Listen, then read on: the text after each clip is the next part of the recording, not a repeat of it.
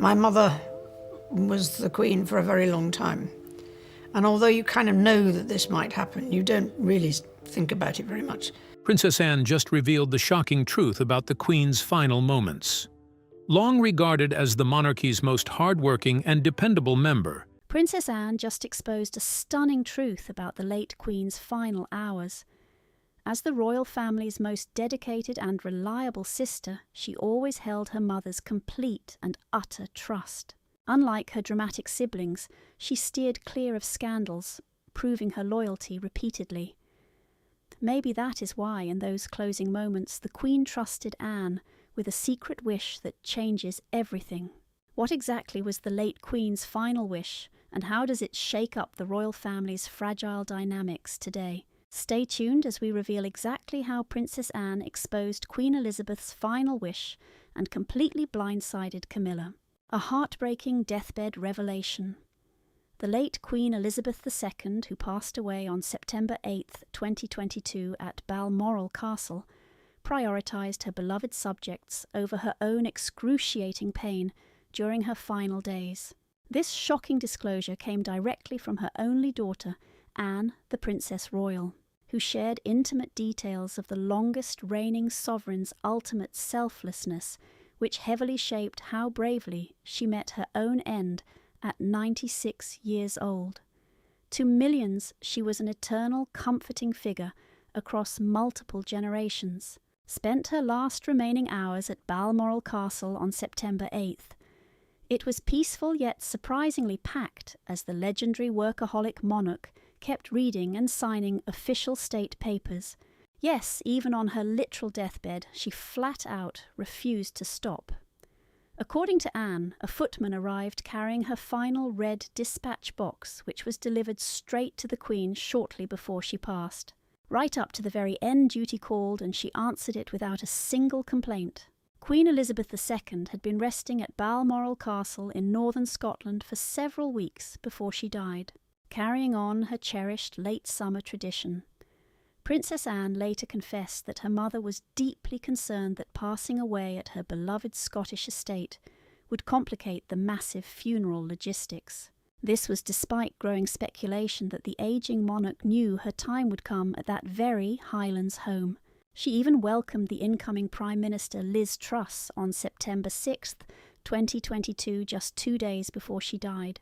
But as Anne confirms, she kept pushing through on her literal deathbed. By the next morning, September 7th, her health rapidly deteriorated. By sheer luck, the Princess Royal was nearby for official events in Scotland and stayed at the castle with her, and she firmly believes it was absolute destiny. Anne recalled she had just spent 2 very busy days on the rugged west coast and was heading back.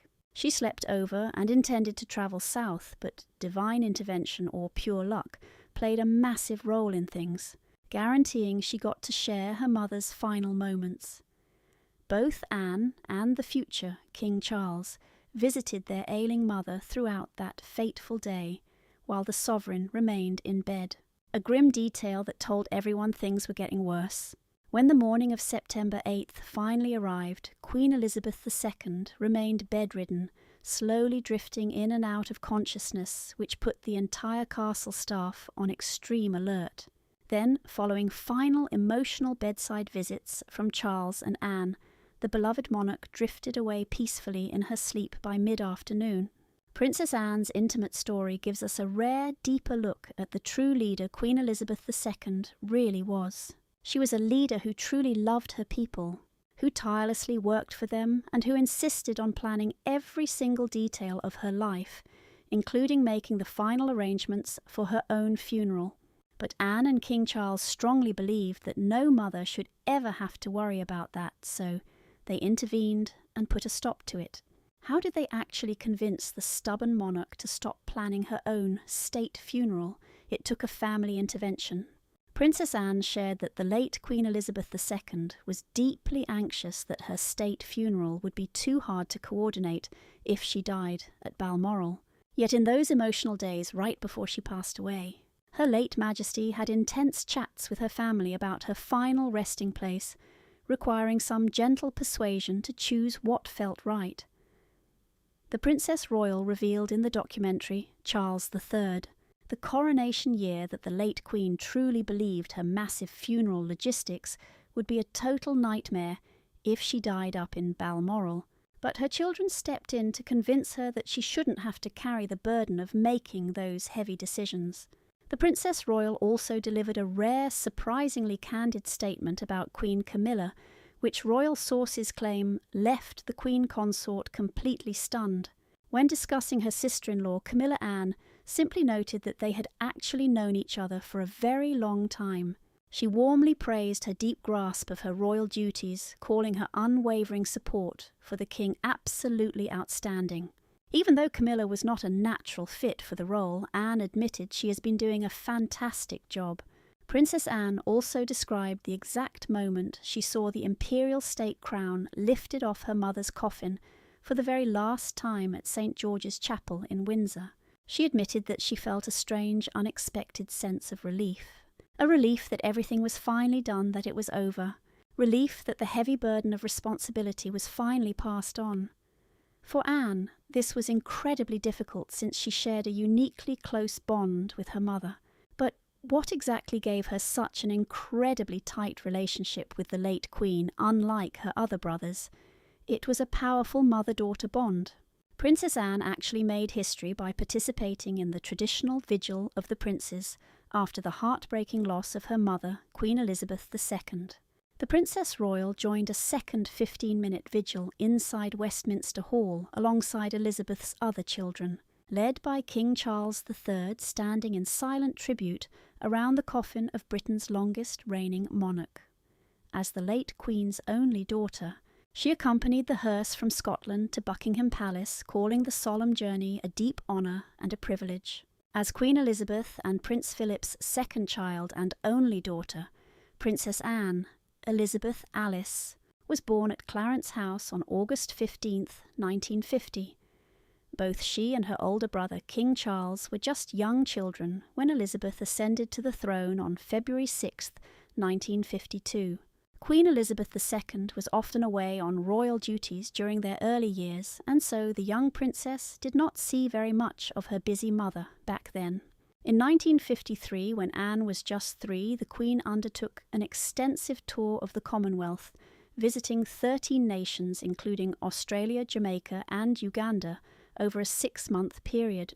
However, Anne shared a striking physical resemblance to her mother, which was widely noted during a state visit to Austria, when Queen Elizabeth and Anne were photographed standing side by side at the Hotel Imperial in Vienna on May 7, 1969.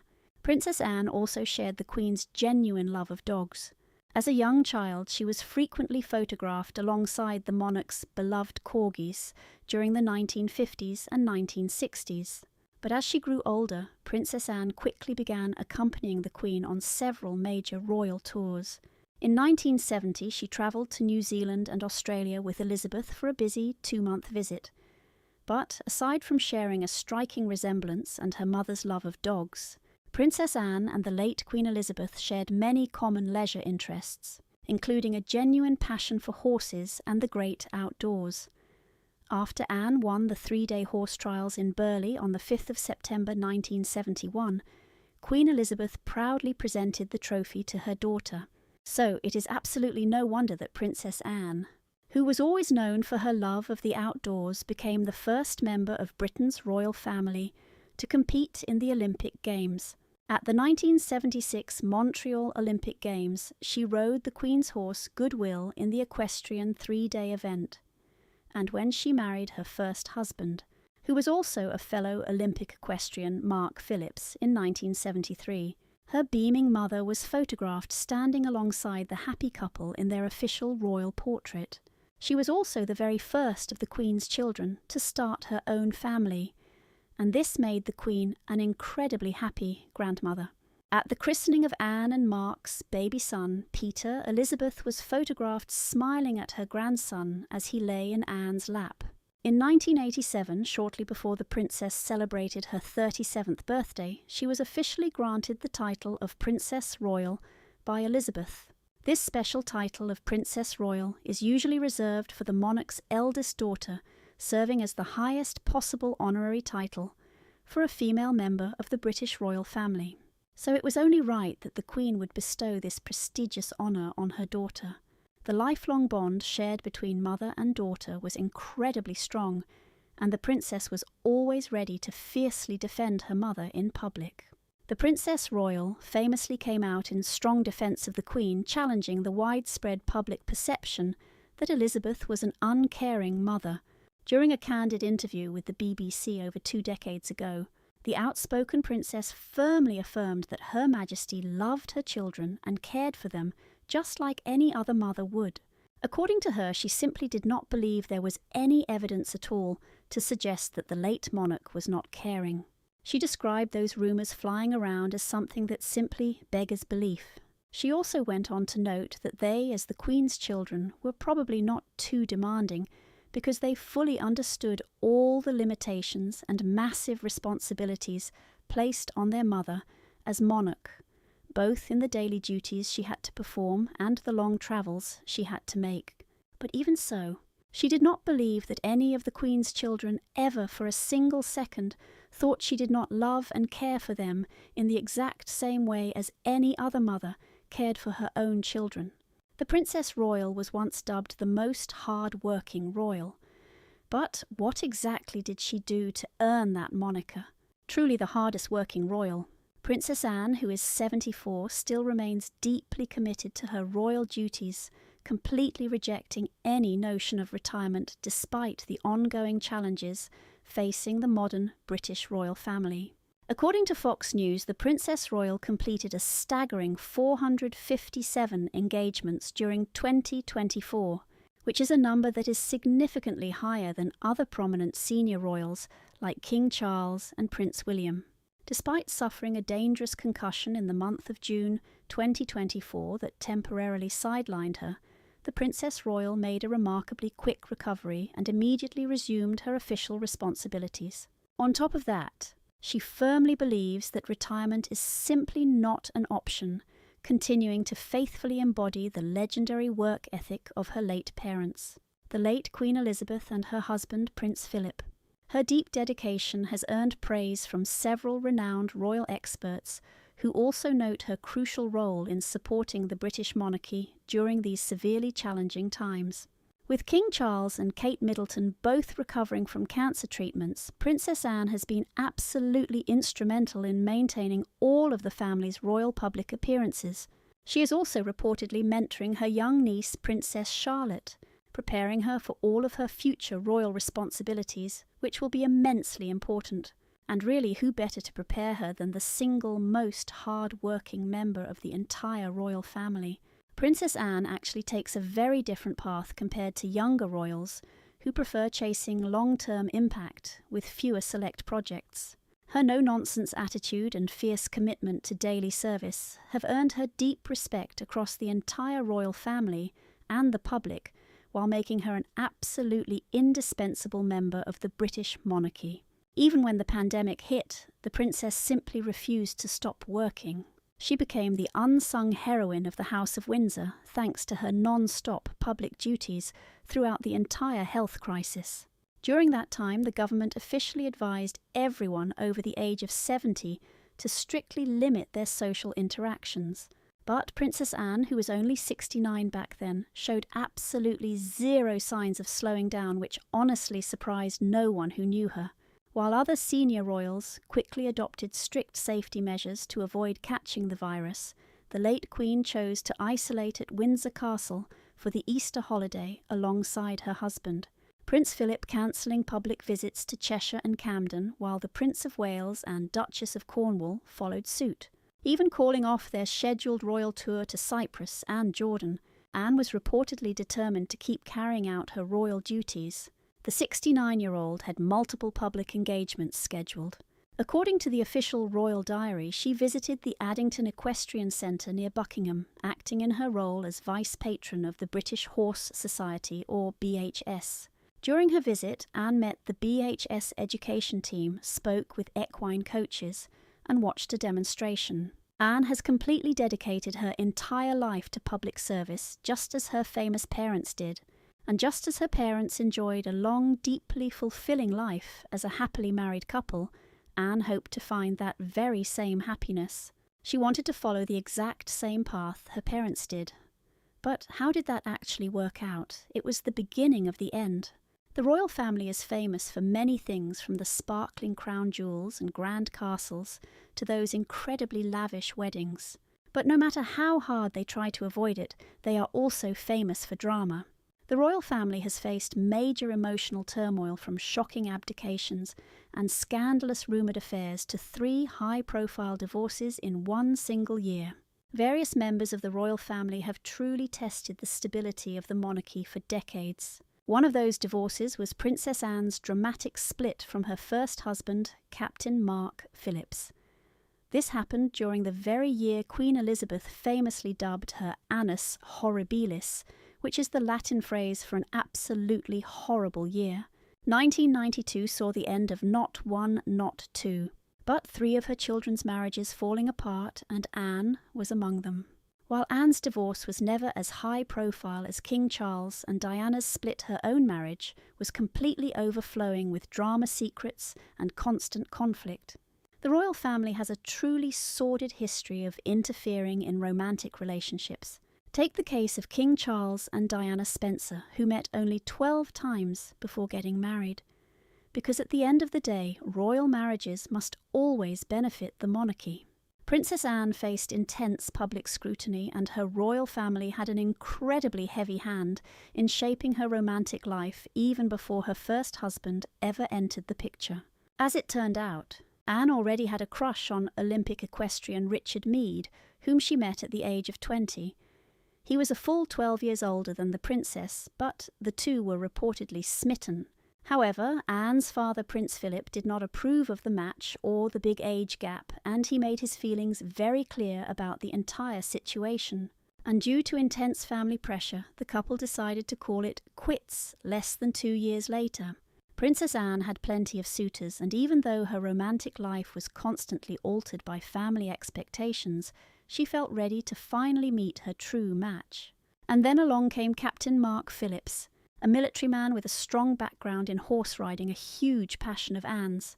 Reports show that Anne and Mark first met while attending an equestrian event in Mexico City back in 1968, and their shared passion clearly played a huge part in bringing them together. Mark was born in Gloucester in 1948 and naturally followed in his family's footsteps by joining the British military. He was educated at the prestigious Royal Military Academy Sandhurst soon following his graduation, with a dedicated stint in the armed forces as a second lieutenant. By the time he and Princess Anne became an official item, he had been promoted to the rank of captain, hence his full formal title.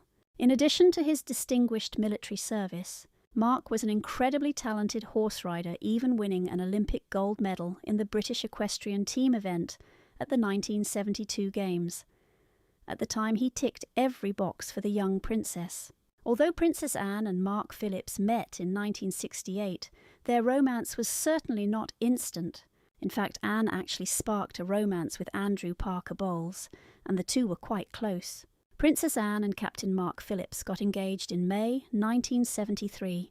Despite their romantic relationship being briefly disrupted, the two got engaged about 5 years after they met. On November 14, 1973, Princess Anne and Captain Mark Phillips finally tied the knot in a grand royal ceremony watched by millions of spectators across the globe. As the first of her siblings to tie the knot, Princess Anne's upcoming wedding had the entire nation buzzing with pure excitement. When the big day finally arrived, Princess Anne stunned onlookers in a beautiful high-collared gown featuring elegant bell sleeves and a 7-foot-long train. Paying a touching tribute to her mother, Anne wore the Queen Mary fringe tiara. It was the very same headpiece Queen Elizabeth wore on her own wedding day to Prince Philip. At the time, well-wishers fondly hoped this spectacular ceremony signalled a long lifetime of joy and success for the royal couple. But that was not to be. When did their royal marriage begin to fall apart? It was the bitter end of 15 years of commitment. Throughout those 15 years of marriage, reports constantly swirled that neither Anne nor Mark was truly happy. By the time their union failed to clear its final hurdle, the cold distance between them had become completely obvious. By the time things truly fell apart, Anne and Mark shared a loveless union simply drifting along day by day. Insiders claimed the couple had developed a deep mutual indifference toward one another. To make matters worse, Mark shockingly fathered a child with another woman while still married to Anne, having a quiet affair with a woman named Heather Tonkin. She was a New Zealand art teacher who gave birth to their daughter Felicity in 1985. A DNA test in 1991 confirmed that Mark was indeed the father, though he had already been quietly supporting the mother and child financially. Long before any DNA test confirmed the truth, Mark acted as a father to the girl, paying Tonkin roughly $8,300 every year. To hide these sneaky payments, he cunningly hired her as a consultant to assist with his equestrian business. With their marriage already rocked by scandals, the couple felt forced to announce their official separation in 1989, though they claimed there were absolutely no immediate plans for a formal divorce. Instead, they simply wanted to spend some quiet time living apart. Still, absolutely nobody was surprised when they became yet another failed royal pairing to call it quits for good in 1992. What do you honestly make of Princess Anne's actual relationship with her late mother, Queen Elizabeth? Do you think she deserves her famous title as the most hard-working royal? Drop your thoughts in the comments section below, and do not forget to like, share and subscribe for more. Also, click the next video appearing on your screen. You are going to love it.